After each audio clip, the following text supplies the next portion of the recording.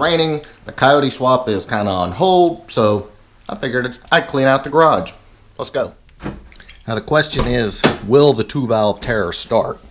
I don't even know how long it's been sitting, so let's see if it'll start. Come on, baby.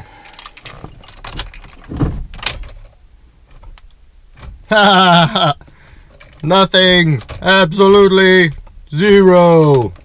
Alright, jumper cable time. Alright. Jumper cable's hooked up. Let's try this again. Will the 2-valve Terror start?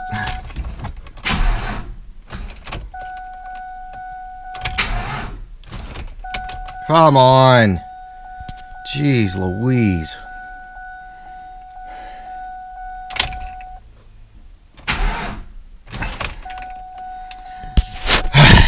Guess I'm gonna have to start the Fox body. Stand by. Alright, so we got the Fox body started. It never fails to start. Back over here and try to start the 2-valve Terror again. Oh my god, I hate this car. There's a long story behind this car, which maybe one day I'll tell you in its entirety, but first let's get it started.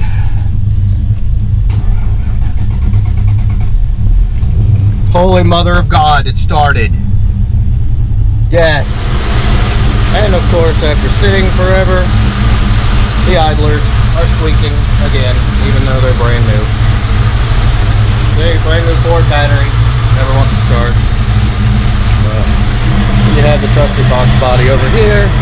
That cranks up every time with the exact same battery.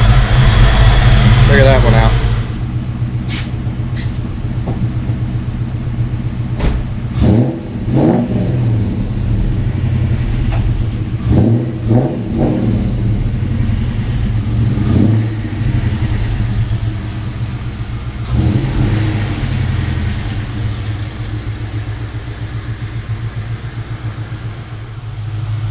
So as you can clearly hear, the 2-valve Terror behind me is sitting there squeaking its ass off with its brand new idler pulleys and brand new tensioner, brand new alternator, and a bunch of other stuff, but it just continues to squeak.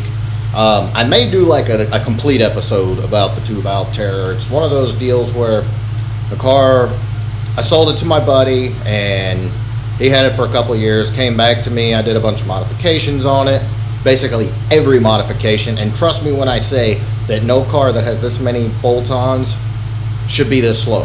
Like, seriously, it should not be this slow, but it is slow.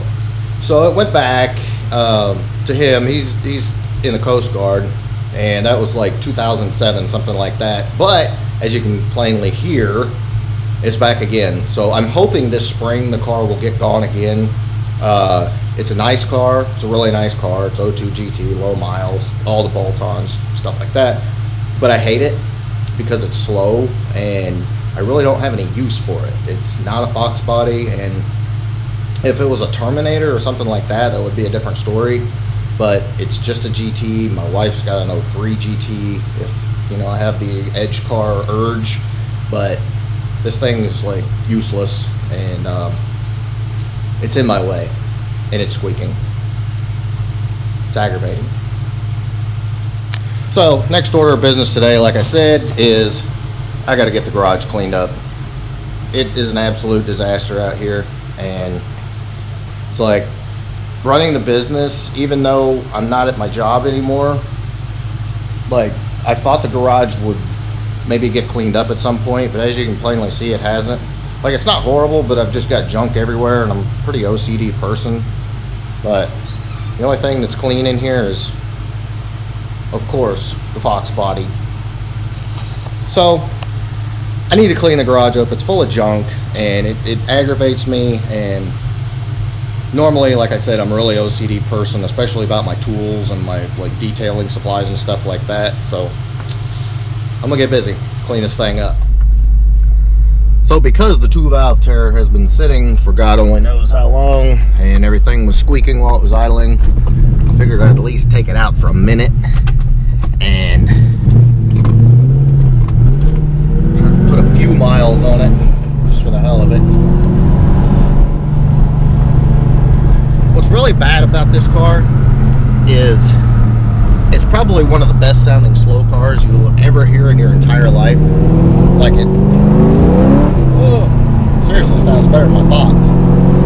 But it's got long tubes, X-pipe, catback, all that good stuff, and it's still slower than Christmas, which is kind of accurate. What? As you can see, the check engine light is on.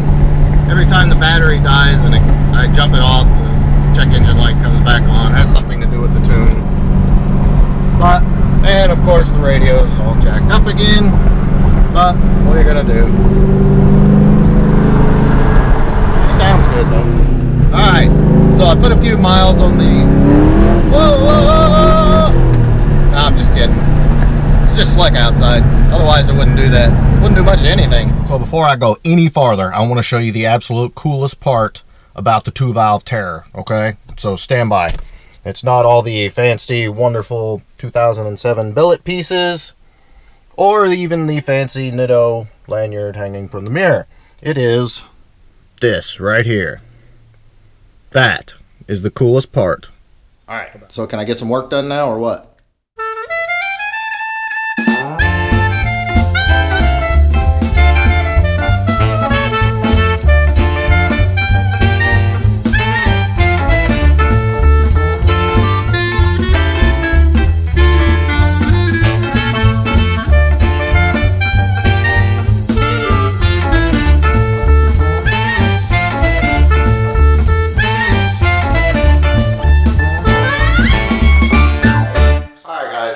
Mission accomplished. Got the garage kind of straightened up.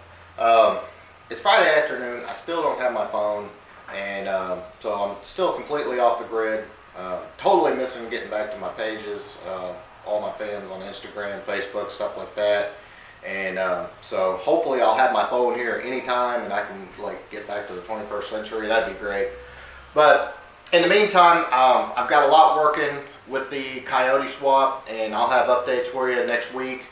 And one other thing that I'm planning on doing is getting into the difference between a Mustang Coyote and an F-150 Coyote, because there are some differences. They aren't many and they're not hugely important, but there are some differences. So my plan is for next week, we get something going with the Coyote swap. Nothing really happened this week because I didn't have my phone. We had the issue with the motor and all that, so it's been kind of basically slow, and haven't had my phone, which really was a setback.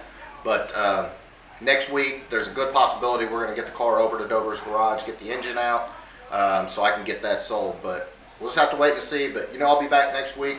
Make sure you subscribe, like, comment, and if there's anything you want to see, let me know. I'll catch you next week.